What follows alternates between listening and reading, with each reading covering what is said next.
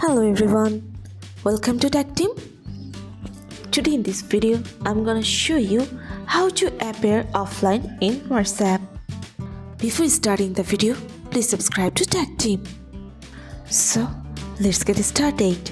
For this, you have to open your WhatsApp. Now here, you can see three dots. You have to press on this. Now here, you can see settings. Go for it. Now you can see here privacy. Click on it. In this option, you can see here last seen and online. Press on this.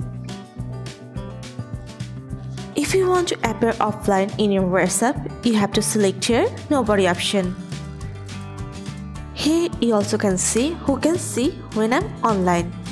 You just have to press here same as last seen. That's it. So this is how to appear offline in WhatsApp. So guys, that's it. You can do this. I think this video is very helpful to you. If it was, then give a thumbs up and hit the subscribe button. And thanks for watching.